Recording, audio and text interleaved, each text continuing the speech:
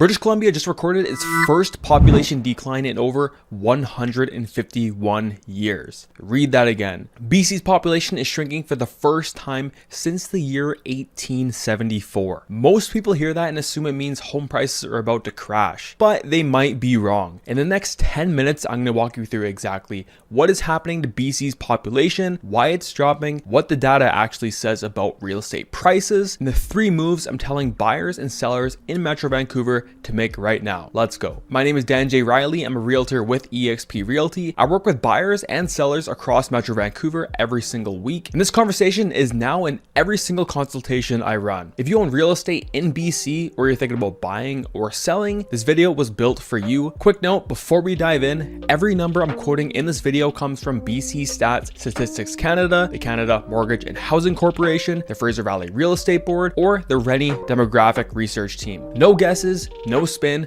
just the data. So let me set the stage. BC's population is dropping for 3 reasons stacking on top of each other. Reason 1, federal immigration cuts. The federal government announced major reductions to permanent resident targets from roughly 500,000 new permanent residents per year down to under 400,000. The 2026 permanent resident target sits at 380,000 and the 2027 target drops further to 365,000. Even bigger cuts hit temporary residents, foreign workers, visitor visas. New temporary resident admissions are being cut from roughly 670,000 in 2025 down to 385,000 in 2026. The federal government is to bring the share of temporary residents in Canada down from roughly 7% of the national population to under 5% by the end of 2027. BC is one of the provinces most affected. International student enrollment at BC universities was a major population driver for a decade. However, that tap is now half closed. Reason number 2, BC is losing people to Alberta. For multiple years running, more British Columbians have moved to Alberta than have moved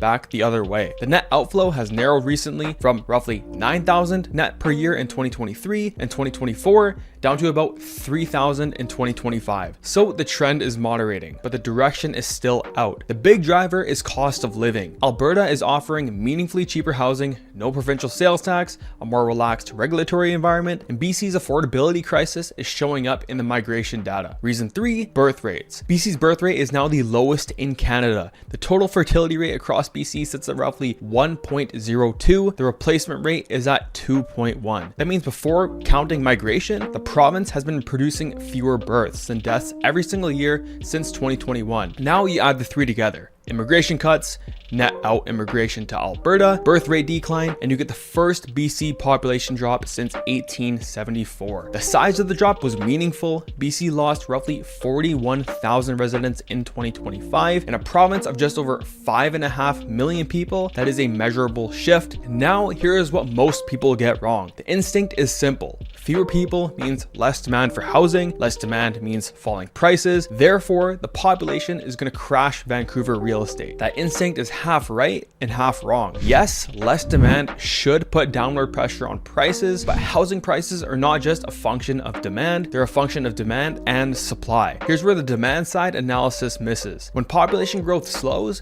new construction slows even faster. Developers build based on projected demand.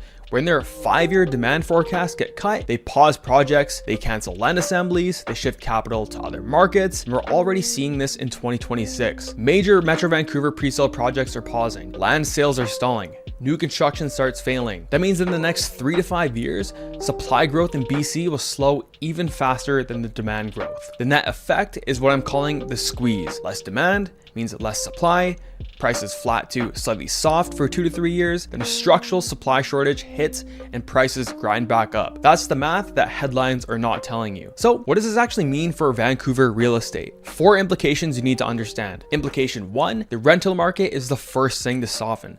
International students and temporary workers are the largest renter cohort in Metro Vancouver. When that population shrinks, vacancy rates in rental buildings climb fast. Metro Vancouver's overall purpose-built rental vacancy rate hit 3.7% in 2025. That is the highest level since 1988, more than double the 1.6% it was the year before. Rental incentives like 1 month free or move-in credits are reappearing in buildings that did not offer them 18 months ago. Downtown Vancouver is actually holding up better than the rest of Metro Van, partly because the return to office demand, but across the region, the trend is clear. Rental supply is loosening, so if you're an investor holding a Metro Vancouver rental, your cash flow math is starting to change. Implication 2, the pre-sale market gets ugly first. Pre-sales depend on investor demand to absorb supply. When investors get nervous about rental cash flow, they stop buying pre-sales. That is exactly what we are seeing. Metro Vancouver had only 60 pre-sale project launches in all of 2025. Less than